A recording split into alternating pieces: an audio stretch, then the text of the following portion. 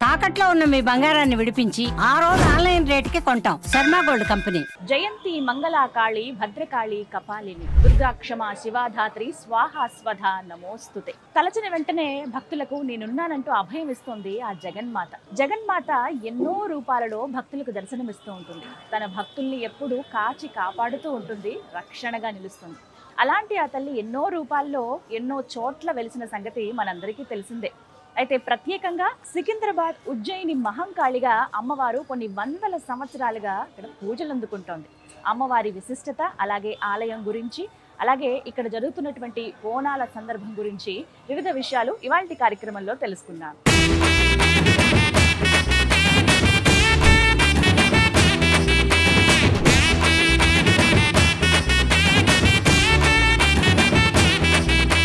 దుర్గమ్మ దుర్గమ్మ మా కనక దుర్గమ్మ, దుర్గమ్మ దుర్గమ్మ మా కనక దుర్గమ్మ.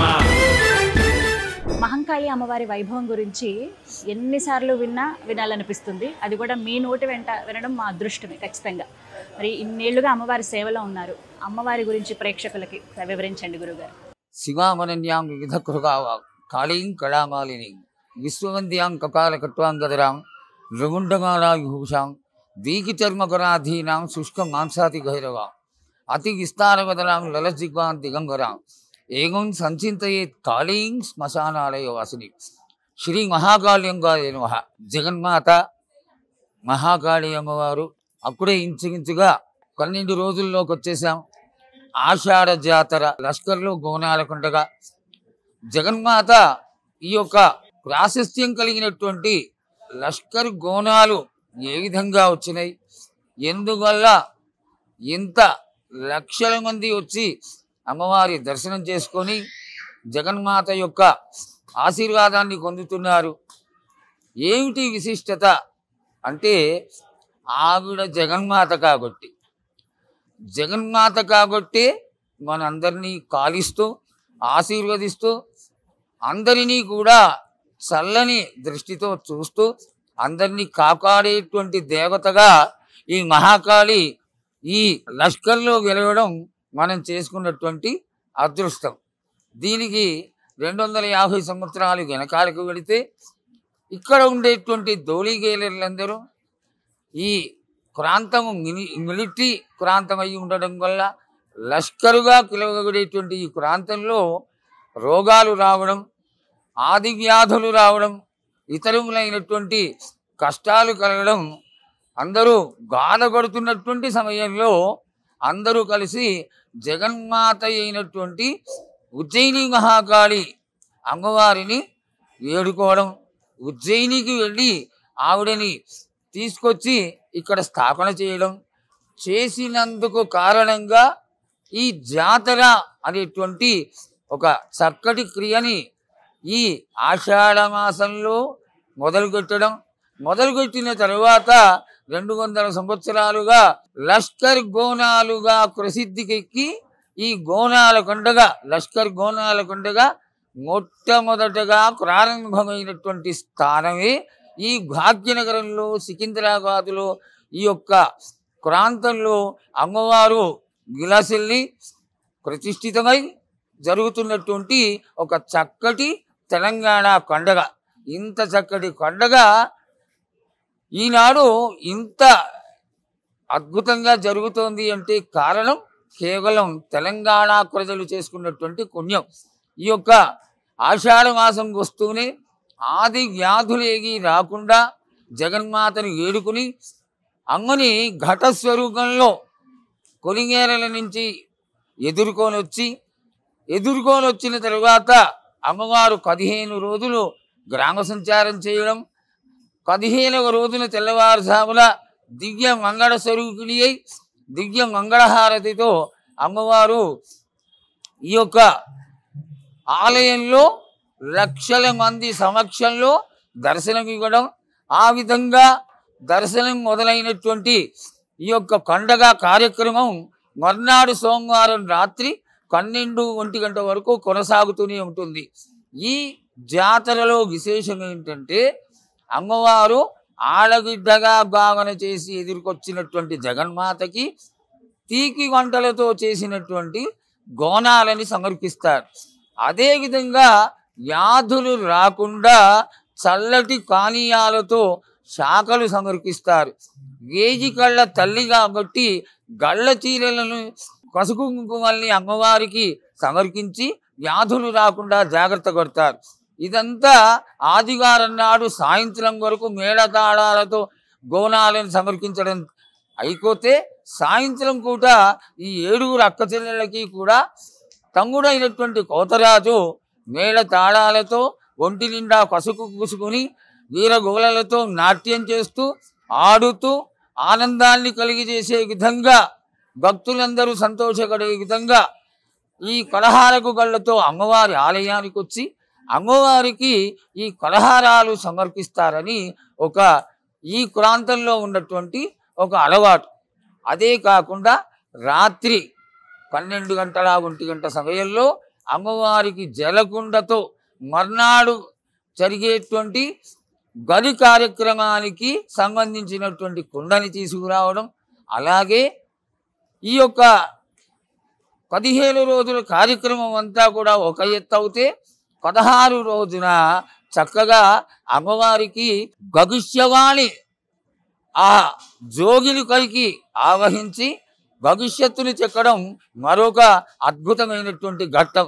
ఈ రాత్రే మళ్ళీ కూడా కచ్చికుండను తీసుకొస్తారు. ఒకటి జలకుండ, రెండవది కచ్చికుండ. ఈ రెండుని తీసుకొచ్చి జాగ్రత్త కొడిచి మర్నాడు తెల్లవారుజామున ఇంచుమించుగా 8-9 గంటల సమయంలో జోగిని స్వర్ణలత అమ్మవారి ఆవాహన అయిన తర్వాత ఈ కచ్చి కుండకైన నిలబడి భవిష్యత్తుని తెలియజేస్తుంది.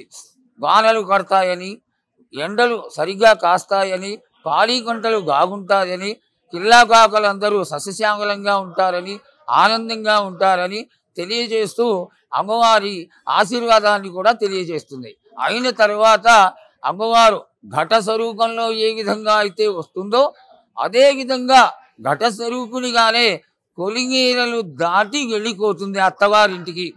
అదే సమయంలో ఏనుగు పైన ఊరేగింపు నాట్యాలతోటి అమ్మవారిని ఉద్వాసన చేస్తారు. ఇక్కడితో ముగిసినటువంటి ముఖ్యమైన ఈ ఘట్టాలన్నీ కూడా ఒక ఎత్తు. రాత్రి 12-1 గంటల వరకు కూడా ఆలయం తలుపులు తెరిచి ఉంచి భక్తుల దర్శనార్థమై భక్తులందరూ అమ్మవారి ఆశీర్వాదం పొందడానికి వచ్చి అమ్మవారి దర్శనం చేసుకొని రాత్రి 12-1 గంట సమయంలో అమ్మవారి యొక్క ఆలయం తలుపులు మూయడం జరుగుతుంది. ప్రతి సంవత్సరం జరిగేటువంటి ఈ యొక్క జాతర, గోనాల జాతర, లష్కర్ జాతర మొట్టమొదటిగా మొదలైనటువంటి ఈ యొక్క ప్రాంతం అంతా కూడా పండగ వాతావరణం అని చెప్పే దానికంటే కూడా ముఖ్యమైన పండగగా తెలంగాణ ప్రాంతం అంతా కూడా ఆనంద కోలాహలాలతో ఈ పండగని 16 రోజులు కూడా తెలంగాణ ప్రాంతీయులందరూ ఆనందించి ఆడబిడ్డని సంతోషపరిచి ఆడబిడ్డగా ఆశీర్వాదాన్ని పొందాలని తెలియజేస్తూ మహాకాళి యొక్క పరిపూర్ణమైనటువంటి ఆశీర్వాదం ఎల్లవేళలా భక్తులందరికైనా ప్రసరించాలని కోరుకుంటూ హర నమ పార్వతీపతే హర హర హర మహాదేవ. ఇన్నేళ్లుగా మీరు అమ్మవారి సేవలో ఉన్నారు కదండి, మీకు కలిగినటువంటి అనుభవం ఏదన్నా చెప్తారా? 250 సంవత్సరాలుగా ఉజ్జయిని నుంచి ఇక్కడికి వచ్చింది అనడానికి తార్కాణమే అమ్మవారి యొక్క ముఖ్యమైనటువంటి అనుభవము, ఆశీర్వాదం. జగన్మాత ఎందుకు వచ్చింది? జగన్మాత రావడానికి కారణం ఏమిటి? ఆవిడ వచ్చింది అంటే ఆది వ్యాధుల నుంచి ఆనాడు కలరా, మసూచి, ఇంకా అమ్మవార్లు కొరగలడం, వీటినన్నిటినీ అమ్మవారు ఆపివేయడమే ఒక చక్కటి నిదర్శనం. ఈనాటికి కూడా ప్రతి ఇంటి నుంచి శాఖలు తీసుకొచ్చి కోస్తారు అమ్మవారికి. అది మజ్జిగ శాఖలు కొయ్యవచ్చు, వారి వారి ఇష్టానుసారంగా ఆ కళ్ళు శాఖలు కొయ్యవచ్చు.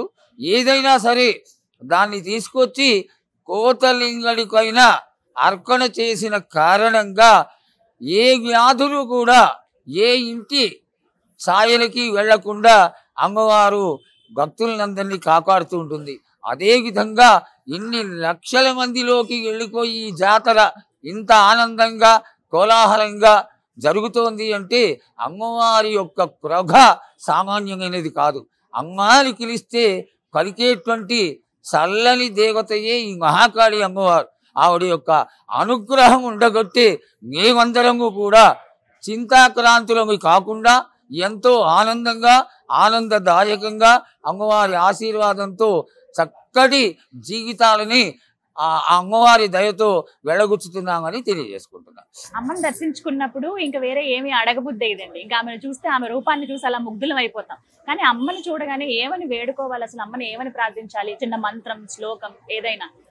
పసిగుడ్డ జన్మ ఎత్తంగానే వాడికి ఏడుకు తక్క వేరే విషయం తెలియదు.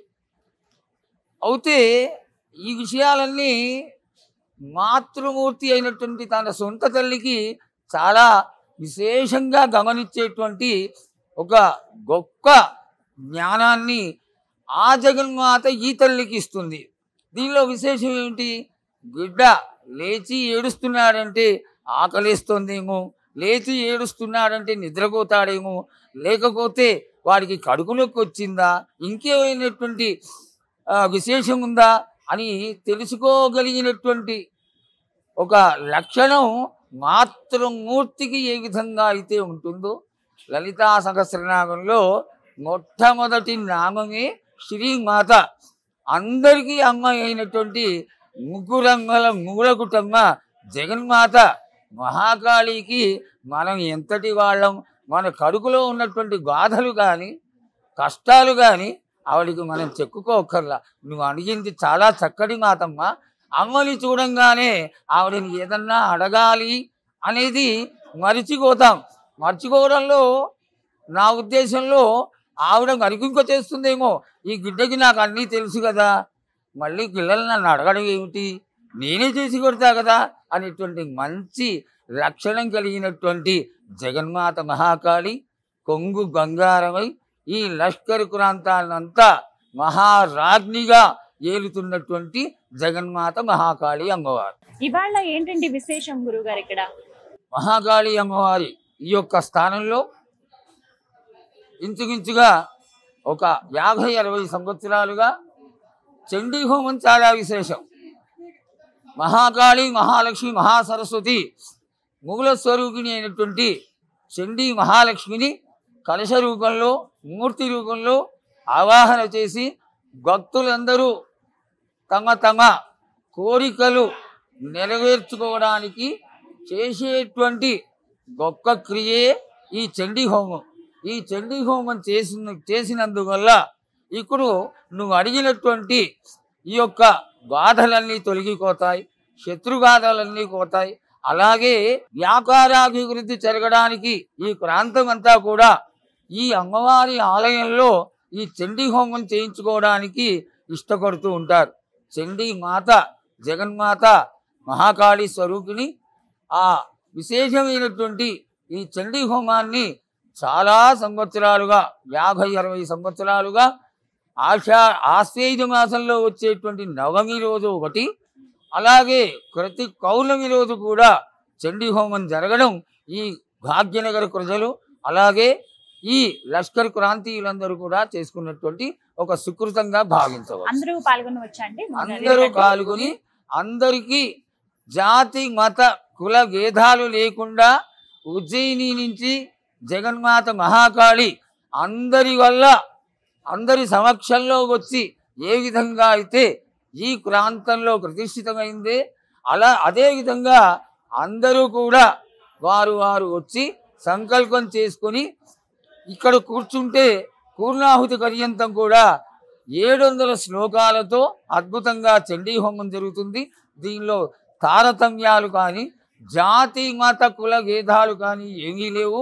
అందరూ అన్ని రకాల వాళ్ళు గొప్పగా చేసుకోగలిగినటువంటి ఒక హోమమే చండీ హోమం. చాలా చక్కగా వివరించారండి. ఇది అదృష్టమే, అంటే దర్శించుకున్నా కూడా ఒక భాగ్యమే. అది హోమం జరుగుతున్నప్పుడు చూసిన ఆ ప్రాంతంలో కూర్చున్నా కూడా. అలాంటిది మీలాంటి మహాశక్తివంతులు అంటే ఎప్పటి నుంచో చూస్తూ ఉన్నాము, అమ్మవారి సేవలు అలా తరిస్తూ ఉన్నారు. ఎప్పటికీ అమ్మ దర్శనం కలుగుతూ ఉండాలి, మీ దర్శన భాగ్యం కూడా కలగాలని మనస్ఫూర్తిగా కోరుకుంటాం. నమస్కారం. అనుగ్రహ